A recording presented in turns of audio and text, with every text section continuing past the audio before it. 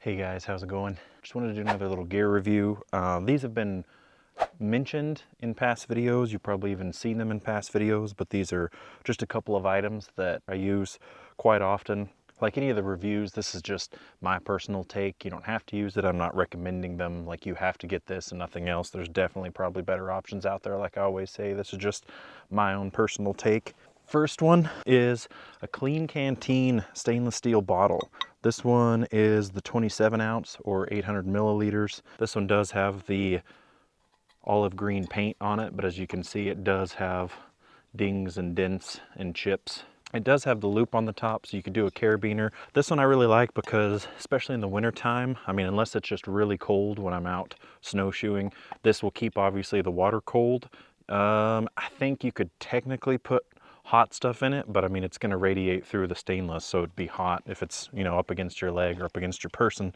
This one just seems to be a good size. I like how it could be obviously a downfall being so slick, but I do like how easy it is. And when I put it in my dump pouch that I've done a video on before, it does have space on the side where I can usually put like a small tripod or another item. You could probably put gloves in there, or maybe a small thing of bear spray, or you know, you could put snacks or something in there with that, but you don't have to use the pouch. That's just what I put it in. There have been times where I don't go too far from the vehicle and I'll just clip a carabiner on the top. But there was the first item. Next item, again, if you watched any of my videos, you've either heard me talk about them or you've seen me use them in my videos, and that is the simple Mechanix gloves. These are not the adjustable wrist. You just slide them on.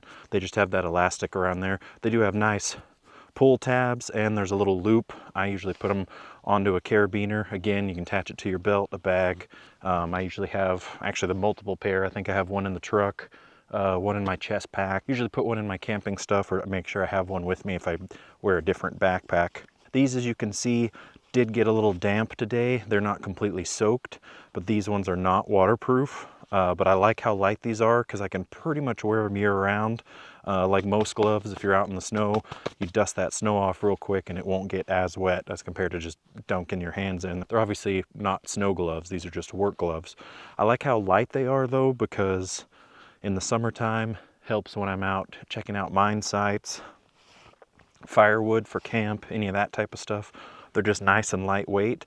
And like today, I think it's maybe right above freezing, so 34, 36, not cold, but these were completely fine almost the entire time I was snowshoeing. The only time it can be a little tricky is if you're navigating through some brush or something and you grab onto a branch or whatever.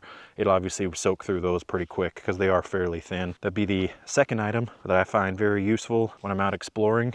Pretty much any time of the year. These just happen to be in the, I believe, Coyote brown color. On to the next one. Third item in this gear review, which probably could be with its own separate video, is my fixed blade knife that I take with me when I'm out in the backcountry, go camping, anything like that, or hiking. This is the Off Grids Knives Cryo D2. It's about 7.5 inches long, full tang all the way through. And it's just been a good knife. I am by no means a bushcrafter or a survivalist, so this does the job for me. It's got that nice thick spine all the way through. So I've actually used, obviously not the blade, but I've used the backside when I'm snowshoeing. And if I get ice built up, it's easy to reach down and you can tap the ice from underneath your shoe, not obviously on the snowshoe, but underneath your shoe. And it's held up great. This one does have the micarta scales. It did come with a Kydex sheath, which locks in. I do have it attached to a Blade Tek-Lok, so it latches onto any belt or backpack or anything that I use. Obviously you could mount it in any position because the way these are set up, but you could have it, you know, chest, I could put it on the front of my chest pack if you want. I usually keep it right here on my belt as a belly carry, so I can just pull it right there with either hand. I could use my left hand too if I had to. It's got decent reviews on Amazon. It is by no means a high-end knife, but I would definitely not call it a little knockoff or anything. So it's held up for my purpose, for my use. I just like having something with me in the backcountry, and the way the Tek-Lok works, it's not going to be falling off anytime soon. I've used it hiking, snowshoeing, cross-country snowshoeing, bushwhacking, up on hikes. Basically, usually take it with me anytime I go out into the backcountry, and I've gotten used to carrying it now. I've gotten used to the size, the weight. I have fairly larger hands, and I can fully grip it without it falling off the end. It doesn't have a finger choil underneath, but it does have a notch for where you could cut cord. And yeah, it just locks in the sheath really well.